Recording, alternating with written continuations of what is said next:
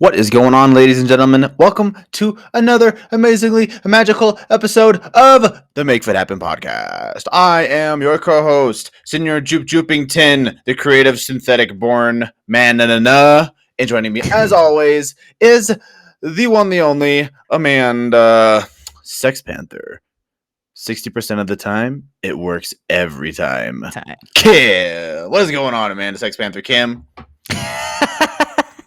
I figured my nickname for this episode is very fitting. It is. This is gonna be a super duper interesting episode, guys. Real quick, I have to plug my boy, Senor Chris Talbot. He's a longtime listener, like from the OG days, whenever we first started, and he just launched his own supplement line, and I'm super duper proud of him.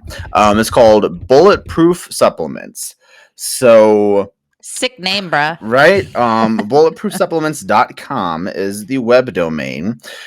Super clean ingredients. It's also very, very cost effective. We got some weight loss stuff. We got some sports nutrition. We got some men's health in here. Oh, see, we're talking about some men's health stuff. Even today, we're talking about that. Oh my god! But go check it out. Super clean. Super proud of you, Chris. Keep on crushing it.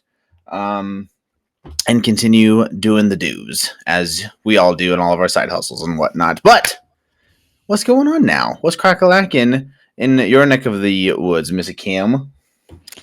Nothing much. The weather's nice so far, but then it's supposed to fucking rain again. Oh, hooray! So over this damn rain.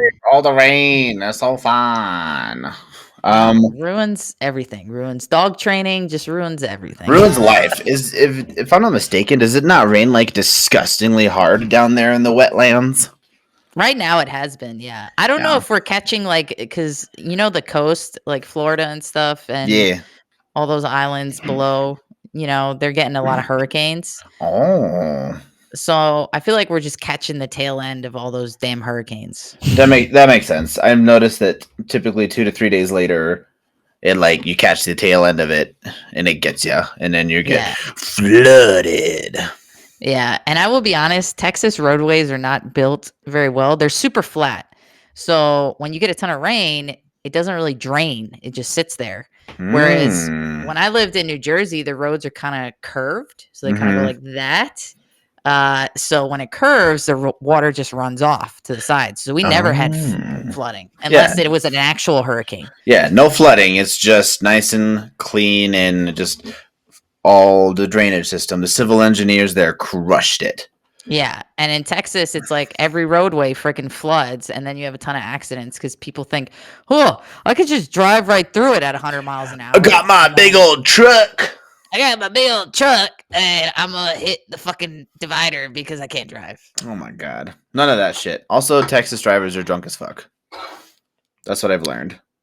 That's because you were in Austin, and they're all...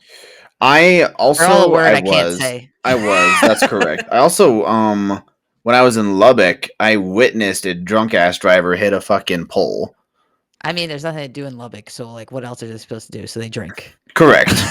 But yes, all of the above. All right, guys. All of the above. To get back on track, we're going to be talking about Sex Panther today. And by Sex Panther, what I actually mean is we're talking about exercise and why it increases libido and why people that typically work out more have healthier sex lives. It's a taboo topic, so please make sure that all the youngins in the room have earmuffs or just don't. I don't know if any youngins listen or nearby whenever we have this podcast going. So if you have youngins, don't listen to it around them because we're going to be talking about the nasty. Oh, yeah. Yeah, 100%. So we're not going to be talking about it. So let's get right on into it. What is it exactly? There's a whole bunch of things that we're going to be going over.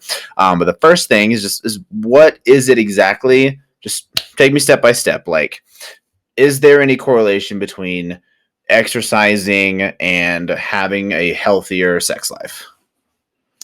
So I found quite a few articles that kind of go over how it affects men and women differently, Okay.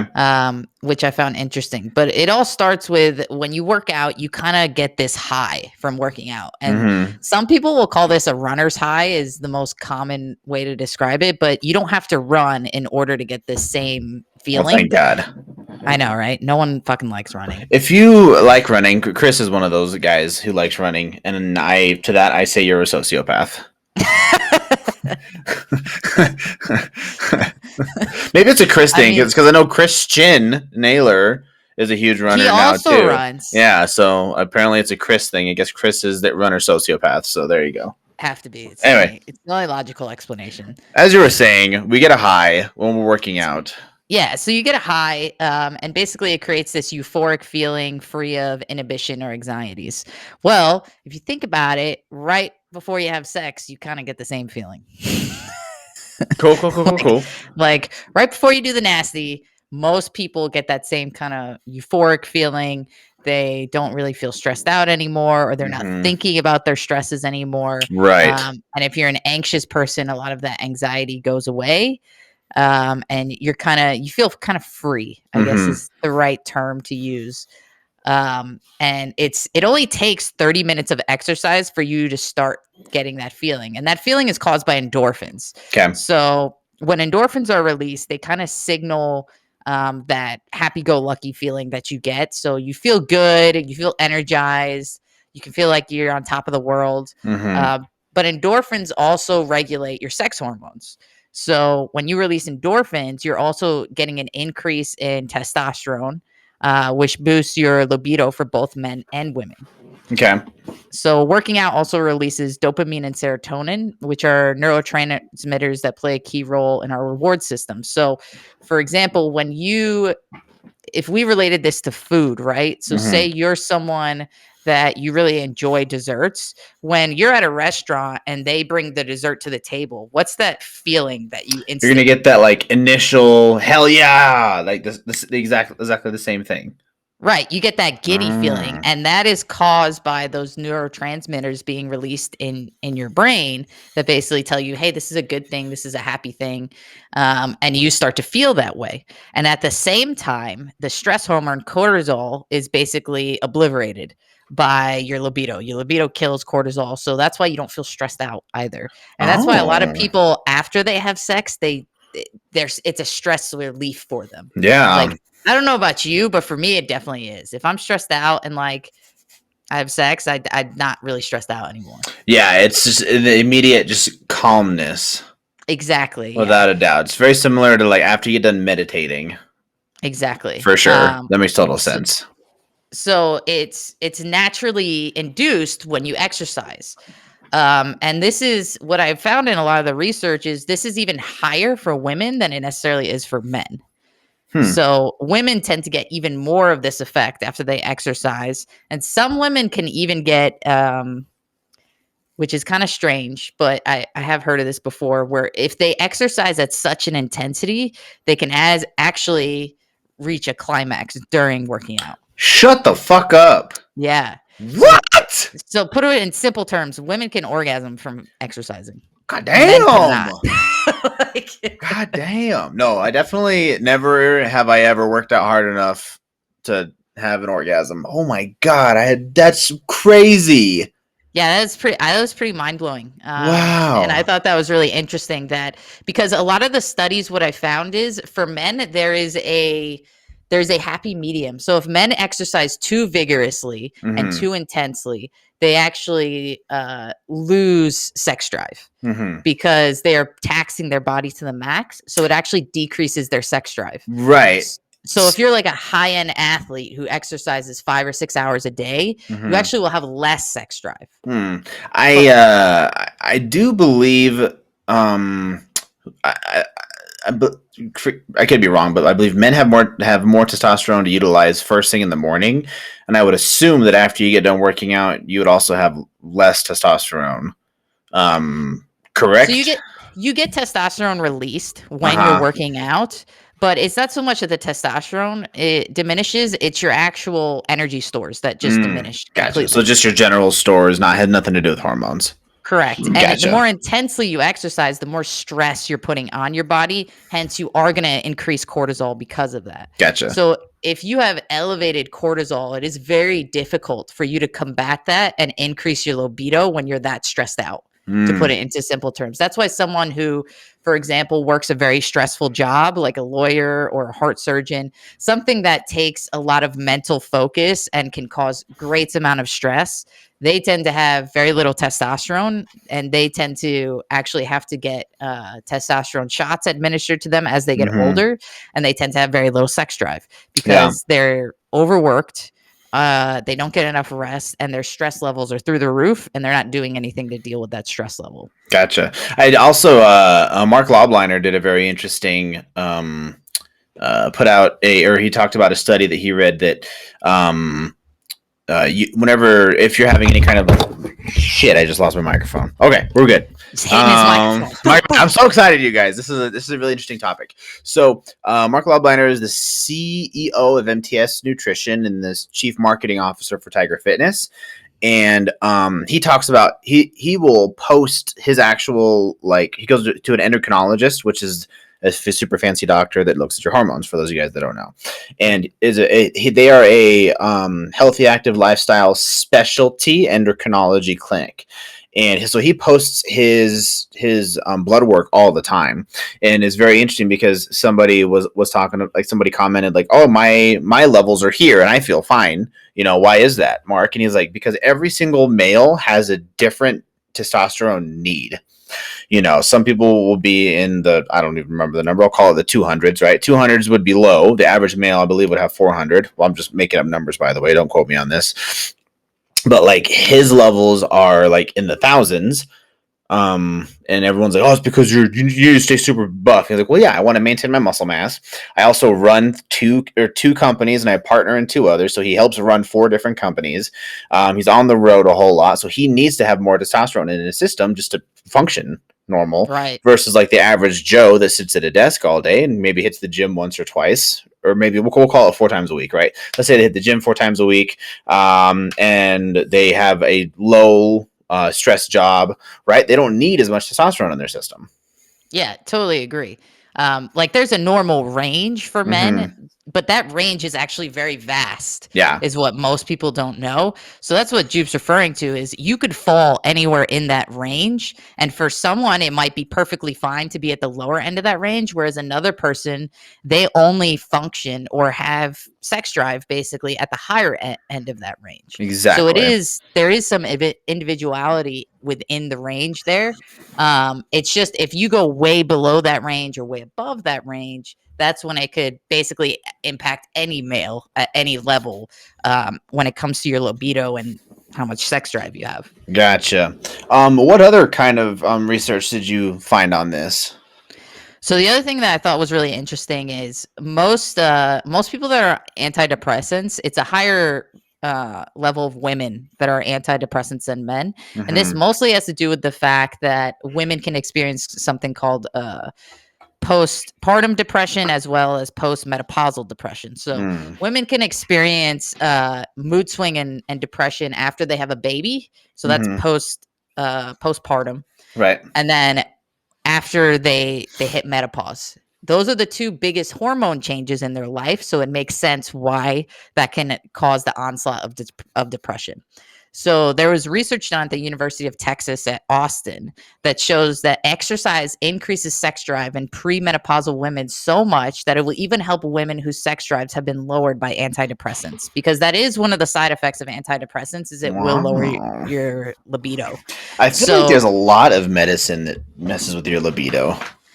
A lot of things that are for brain chemistry, especially. So ADHD medication, antidepressants, mood stabilizers, anything like anti-anxiety, all those kinds of things. Anti-anxiety, any of those type of medications, for the most part, they are trying to intercept some type of hormonal level.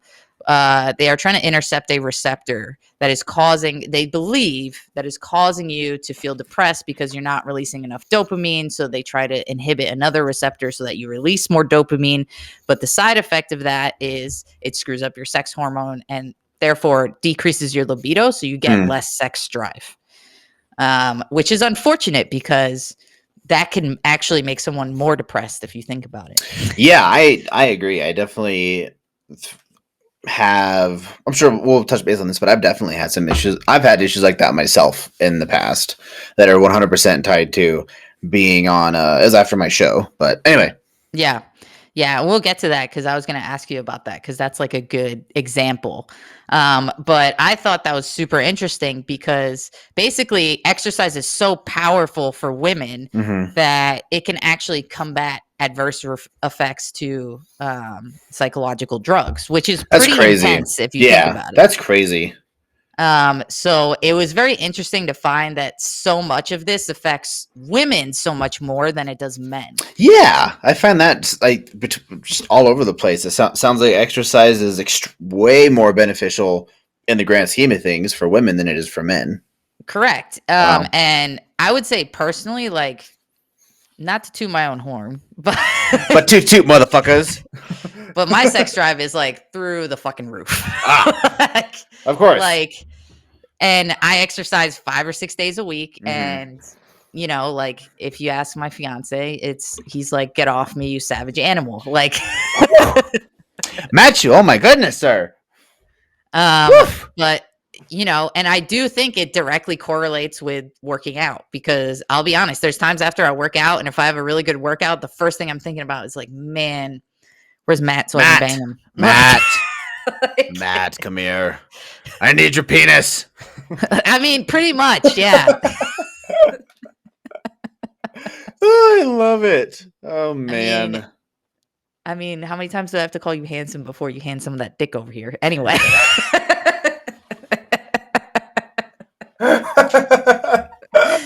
I thought you would appreciate that one. Oh, shit. How many times do I have to call you handsome before you hand some of that dick over here? Exactly. Oh my god, that's glorious. I love that. He's gonna be so embarrassed after he listens to this one. Oh man, I love it. Deal with me on a daily basis. Oh my god, that's a good one. It's true though, because I would say when I was overweight, and I was much younger when I was overweight, but still I was like teenager going into my early 20s. So, you know, at that age, your sex drive should actually be pretty high. And whether it had to do with partially because I was not as self-confident and partially because of hormonal reasons that it wasn't that way when I was that young. Yeah. And like, keep in mind, like even nowadays, I still have a little bit of body dysmorphia. Like I still don't look at myself the same way. Like I always look at Matt and I in our relationship and I'm like, Matt's the hot one in our relationship, you know, like, you know, but it doesn't seem to affect me as much when it comes to bedroom stuff. Sure. I agree. I would bang Matt in a heartbeat, to be honest. So I totally understand. I understand how it feels. He's the reason why I got into joggers, because I saw his booty one day in joggers and I was like, oh my god. You're like, oh my god. Oh my god, I need some joggers now. Holy shit. Them cheeks. Wow. All right. Anyways, and Howard, it's getting hot on this episode. Oh man! All right, this one's a hot one. So anyway, when a guy shows up at the doctor with no desire to get busy, the first thing that's going to get checked is his testosterone levels. Not only is testosterone responsible for healthy libido, it also helps the morning glory stay glorious. The bad news is that testosterone peaks around age 20 before going into a decline. So after age 20, men actually, if you don't work out, your testosterone will slowly decline over time. That's why most men, when they hit about 50, they end up taking things like Viagra, Cialis, those type of things, because it's just that like midlife like point where, and for most men around 50 is where you start to see big changes, like you lose muscle mass more rapidly, your sense of appetite and hunger changes, and sex drive changes. That's just a big change in your body right around 50. And it's not just men, women experience the same thing because most women go through menopause right around 50. No, that makes total sense. So the good news is that regular exercise can slow down that downturn of your testosterone. So after each training session, you're going to get an immediate testosterone boost for the next 24 hours. And if you've been lifting for a while and you're looking more like Brad Pitt and less like the Pillsbury Doughboy, your testosterone levels are more likely to stay in a happy zone. So basically, what that means is if you continuously incorporate weight training into your workouts, way past your 20s, into your 30s, your 40s, and your 50s, you're less likely to experience decrease in testosterone, which ipso facto less likely to decrease your libido. So you should have a healthier sex life the more you exercise as you get older. Yeah, no, that makes total sense. And on the topic of going to the doctor and having no desire to get busy, after I did my show, this was in 2016? Nope, 2017. I was going to say 2017. Yeah, because I got here in 2016 and then I did the show in 2017. So I did I don't even remember what I took, but I definitely took something before the show to try and add on a couple of extra pounds. I want to say it was the closest thing to like a human growth hormone that you can be on without actually taking like HGH. I don't remember what it was called. Justin Smith had me take it, and I did was it milk thistle? No, milk thistle is really good for you. No, I know. This was something that probably was not good for me because I had to do a post cycle therapy. That's how I knew it was not super good for me. Ah, gotcha. Yeah, so nope, definitely wasn't great. So I did something that was well, when I say it was legal, I bought it in London and it shipped across overseas. So gotcha. Yeah.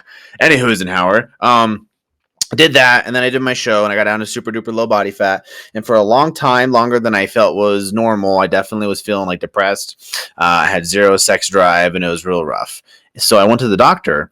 The doctor walks in and he goes, so, how you feeling? I'm feeling a little sad. I think I'm having some kind of, I'm having some issues with my, not wanting to have sex and all that kind of stuff. And he went, how old are you? And I was like, 25, 26. I don't even remember. Wait, I'm 28, 3 years ago. Nope. Oh my God, 2021. Either way, I was in my mid 20s. Right. And he goes, oh, so you're a millennial, huh? He pulls out his little pad and starts writing notes. And I was like, what? What does this he have to do with, he goes, well, yeah, you're a millennial. So, you spend all kinds of time like on the Facebooks and on the social media and stuff like that. That's what it is. You're spending way too much time in your screen and not enough time outside doing something constructive. I know how you millennials are. You should get off your screen and then you'll be fine. Did zero asking about my show, about anything else. It was 100% because I'm a millennial and I'm on my screen and my Xbox too much. I was fucking pissed. Little did you know you were spending like 2 hours a day at the gym. Yeah, little did you know I was working out twice a day, every day, pre-show, getting down to, 3% body fat, extremely unhealthy. Yeah. Dumb fuck. Which correlates to another thing. So like for bodybuilders and men that get to that extremely low body fats, even women hit sub 10% body fat and men are sub 5% body fat, they will have no sex drive whatsoever. You just want to nap all the time. I think we talked about this in another episode when we talked about bodybuilding, but even for them, they could be sitting on the couch and there's something on the TV that they don't want to watch, but the remote's on the other side of the couch. Just thinking about getting up and getting the remote on the other side of the couch is exhausting to them. It really is. That's how, when your body fat gets that low, you just don't have any energy for anything. Like you don't have energy to stand up and go to the bathroom. No, you're definitely not going to have energy to get it on. Definitely not. No, absolutely not. So, long story short, don't listen to doctors who say that you're a millennial and that's why you don't have a sex drive. Exactly. Oh my God. What else did you find out in your research? So, the other thing I found out is sex is usually more cardiovascular than anything else. Right. So if you want better stamina in the bedroom, you do need to incorporate some type of cardiovascular exercise into your regime, so that way you have better stamina. Oh. And this could be endurance training of some type. So, like we were talking about, like running, rowing. My boy, it was so awesome. bike. My boy, Craig Caperso, the guy who I wanted to have the man bun after, he did the Murph on Monday, but he called it a modified heavy Murph, and it was Okay. just magical. So the Murph, you guys didn't know, the Murph is a Memorial Day CrossFit workout that is designed that, and one of the cool things about CrossFit is they like to honor fallen heroes. And the Murph is a 1 mile run. I want to say 100 pull-ups, 200 push-ups, 300 squats, and then another mile run. That's how you're supposed to do it. So Craig Caperso modified it to a 1 mile row on a rower, 100 weighted pull-ups, which is still ridiculous, 200 flat bench dumbbell presses with your body weight, and then 300 trap bar deadlifts, and then another mile row. And I was like, oh, that's smart. For those of y'all that hate running as much as I do, there you go. There's your modified Murph. That's a good way to modify it. Yeah. Anyway. But basically what the research has shown, if you try short bursts of intense cardio, so for example, 20 minutes of boxing can use the same energy expenditure as 1 hour of sex. So basically, if you do some type of interval training or some type of higher intensity cardio for shorter bouts, you will start to notice that your endurance in the bedroom is significantly better than it used to be. So remember that part of cardiovascular training is important for more than just your heart. Yeah, no, without a doubt. I would highly recommend doing kickboxing. It is ridiculous how much kickboxing and boxing and all the combat sports just gets you freaking gassed. It is wild. Yeah. And the other thing it helps with is blood circulation. So you need better circulation for men, especially in order to get an erection. I don't know if you knew that, but that's kind of what happens. Yeah. Yeah. It's not a bone. It's a muscle. So. Oh my God. I've been lied to this whole time. Blasphemy. Blasphemy. How dare you? But so kind of with the theme of all this, so the less you exercise, the more likely you're going to have some type of circulation or cardiovascular issues. So if you start to have clogged arteries, high blood pressure, or any kind of cardiovascular health issue, this can inhibit your ability to have intercourse and can inhibit how good that intercourse ends up being.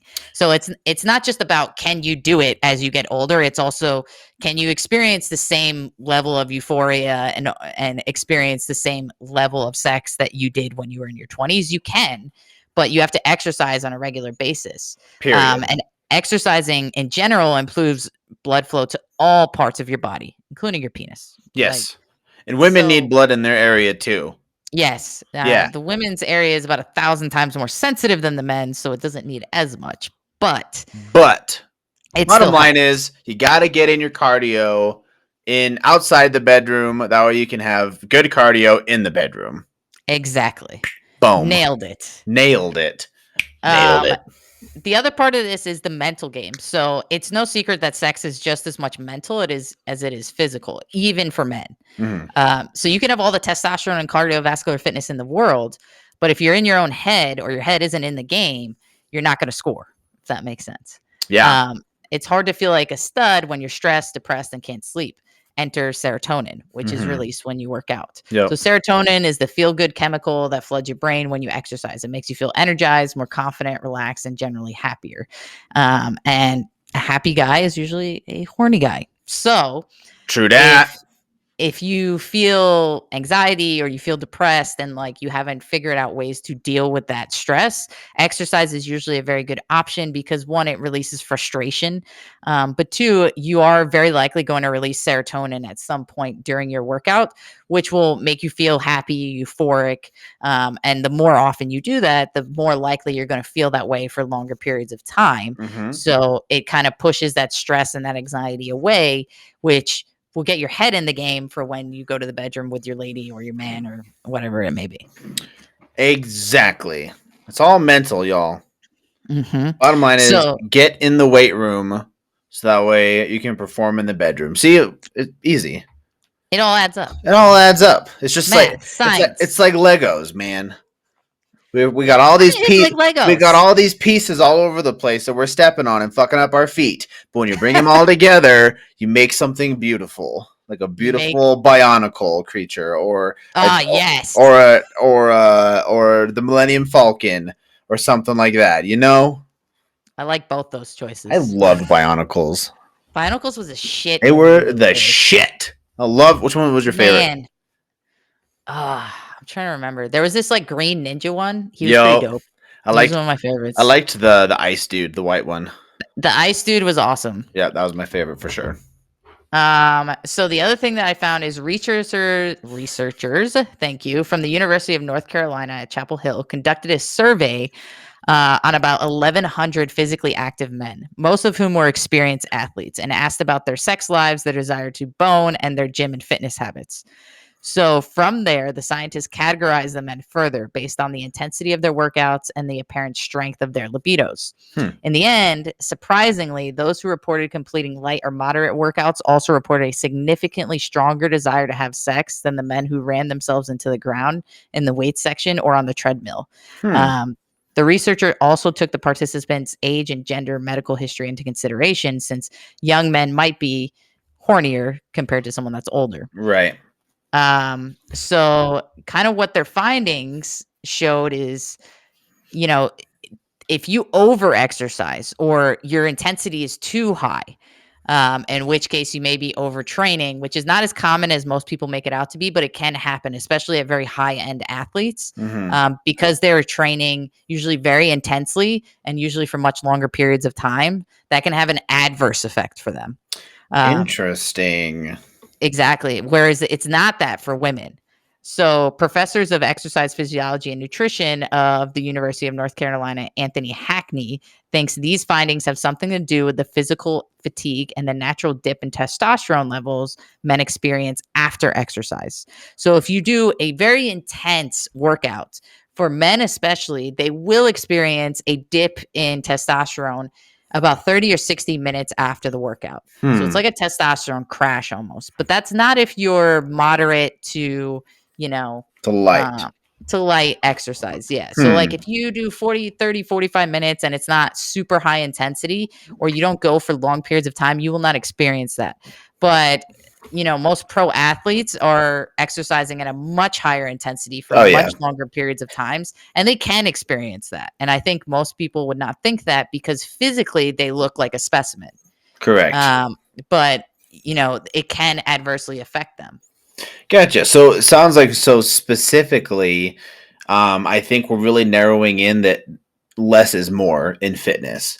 And I think we've hit on this before, that it's not about going into the gym and trying to crush your work, like working out every single day for a month straight. 70, I would say the 75 hard challenge is a little bit different, because that's honestly, the 75 hard challenge is mostly about your mental toughness than it is about doing anything physical, in my opinion. But right. If you go in and just try to destroy yourself for an hour and a half to 2 hours, then you're losing gains, you're losing testosterone, and you're not able to perform as well in all the other aspects of your life. Right. Yeah. It's about the healthy balance. Yeah, I would agree. So how does this affect women? So a study in PubMed titled The Effects of Exercise on Sexual Function in Women, published in March of 2018, found that improvements in physiological sexual arousal following acute exercise appear to be driven by increase in sympathetic nervous system activity and endocrine factors. Chronic exercise likely enhances sexual satisfaction indirectly by preserving atomic flexibility, which benefits cardiovascular health and mood. Positive body image due to chronic exercise also increases sexual well-being. Though few studies have examined the efficacy of month-long exercise programs for the treatment of sexual dysfunction, exercise interventions have alleviated sexual concerns in two specific clinical populations: women with antidepressant-induced sexual dysfunction and women who have undergone hysterectomies. So I thought that was super interesting, that basically what they're saying, that if you're a woman and you exercise chronically, and you do it at a higher intensity level, you could actually reverse some effects of either having a hysterectomy or being on antidepressants, Like which from a both, hormonal standpoint. from a hormonal standpoint, which both Wow. severely decrease your libido, Yeah. because you're just not producing the same amount that you used to. So So it's the exact I essentially it's almost the opposite of what it is for men. exactly. So women, they function at a much higher level when they exercise vigorously. It And will more often. actually, and more often, it will actually tremendously increase their sex drive, Wow.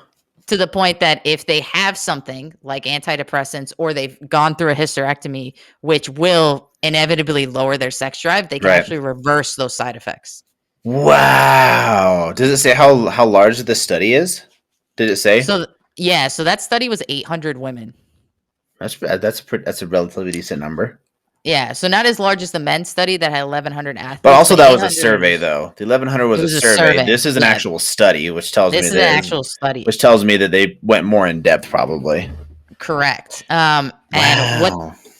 they basically said, that doctors who have women in their office who have fertility issues, they always, should ask about their exercise regime. And if the women aren't currently doing an exercise regime, they should prescribe one. That's so I'm gonna you know what, I'm gonna use that in a post at some point.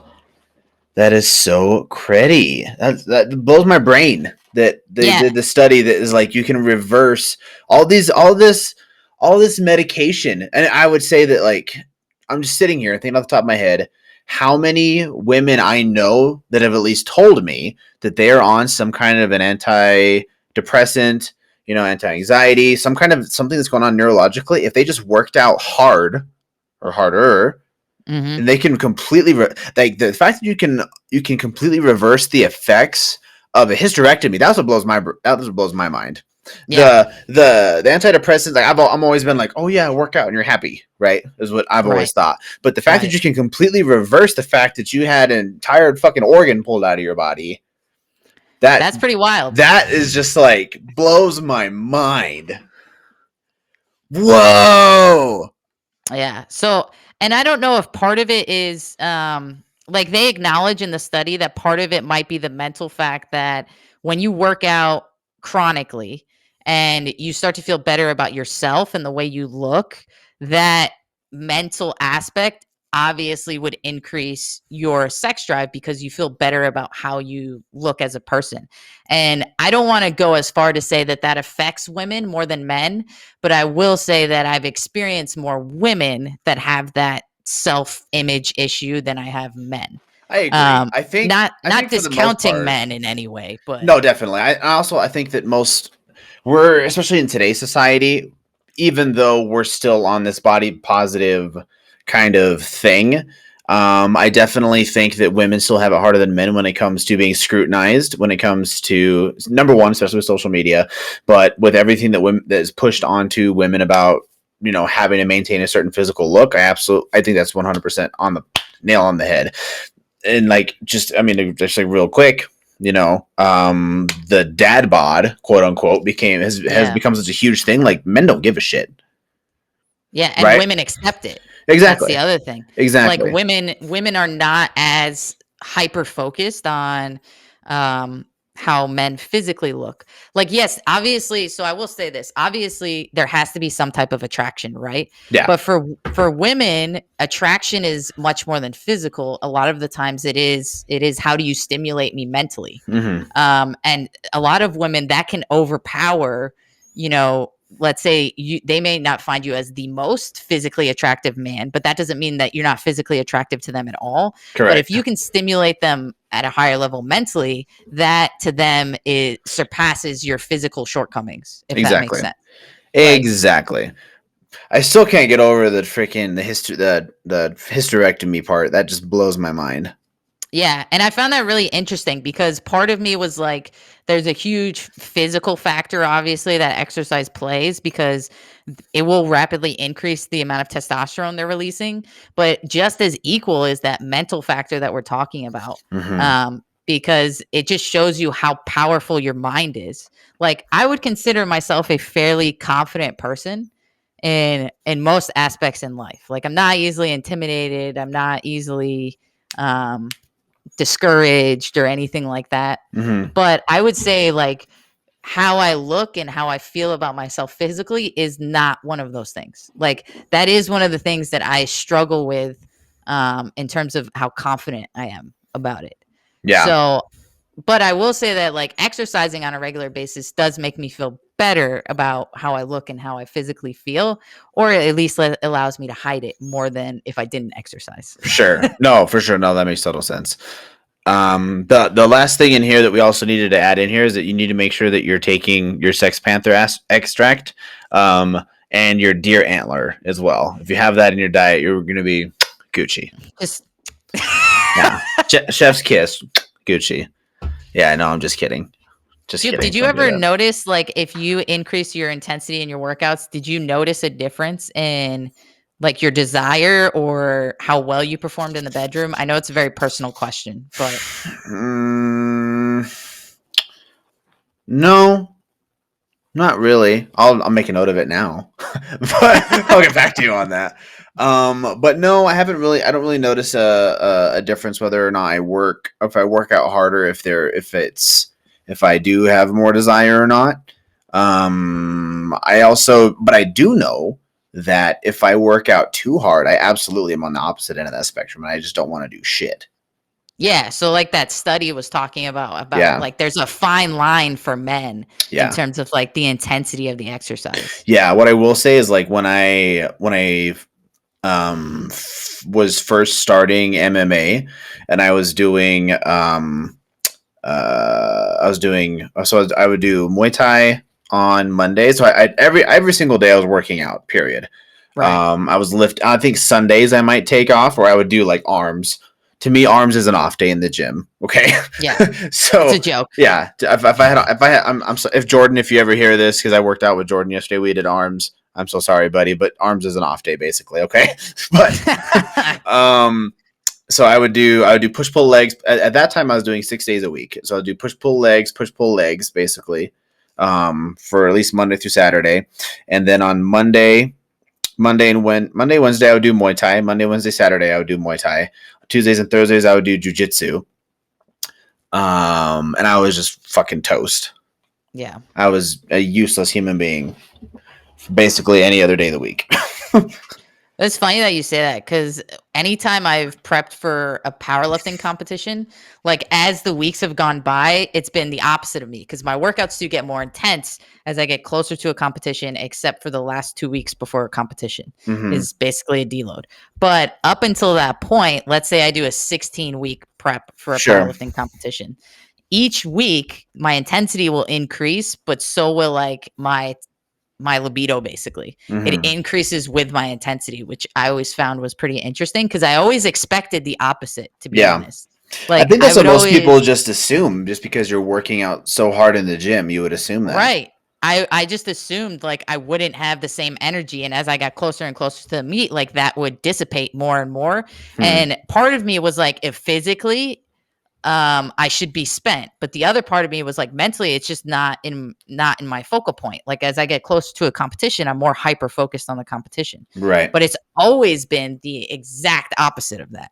Like, and I don't know if it's because as I get closer to the competition, I get a little bit more stressed. So I need like something to relieve that stress. Sure. Or if it's truly like these studies are talking about, and basically because I'm a woman, my increase in intensity is actually a positive correlation with my sex drive. Yeah. So it just positively correlates both together. Yeah, no, it definitely does not correlate for myself. Nope. Because the more I work out, the more I've spent, the more tired I am. But that's super interesting. I definitely have to pay attention for here going out. Keep that in your back pocket for Katie. I fucking will. You bet. Babe, it's an off day. You know what that means. You know what that means. You know what that means, baby. Now, also, I think we need to touch base as well. The word chronic is not a negative word. I want to let everybody know that is real quick, because chronic just means long term. It's an adjective. Yeah, long term and continuous. Correct. So chronic is used a lot in scientific studies. So when you read a scientific study, when they refer to chronic, and I think most most layman people will not think of it as a positive thing. Most people associate that with disease, like chronic disease. They associate that with a negative correlation. Correct. But the thing is, chronic just means continuous. What's the word that you used? It was for long durations, continuous, over a great amount of time. correct. Yeah. So it's continuous over a great amount of time. Yeah. So it doesn't. And on the There's no opposite end of positive that, or there's no positive or negative association with the word chronic, but that's what the word chronic actually means. correct. It's just an adjective, just like acute is an adjective for like immediate. So for example, if I have chronic pain, it means I've had pain for a very long time and it hasn't gone away. If I have acute pain, it means it happened immediately. Right. Exactly. So those are literally just adjectives, just so everybody knows. Chronic exercise just means I've been chronically exercising because I basically have been working out continuously since I was 16 years old. Yeah. That's all that means.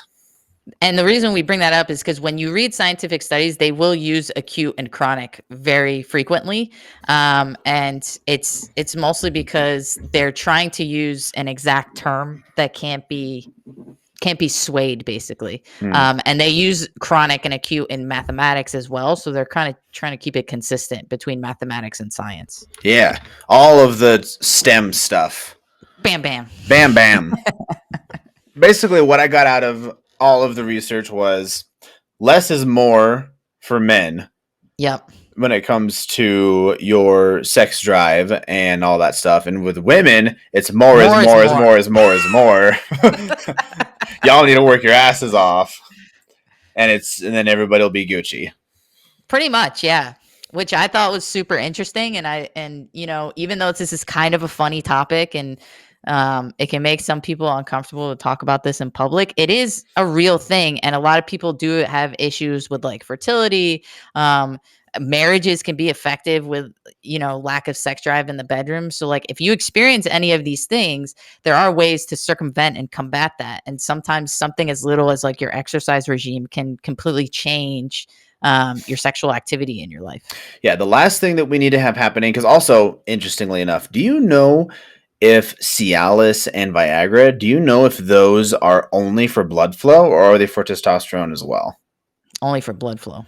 That's what I thought. See, and they don't increase your testosterone. And then a lot of the shit that we're talking about that fixes can be fixed from working out, getting on a good diet, and possibly some hormone therapy that would fix that stuff 100%.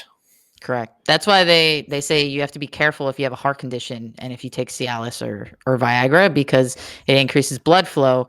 And let's say you're someone that suffers from a heart condition, rapid increase in blood flow can give you a heart attack.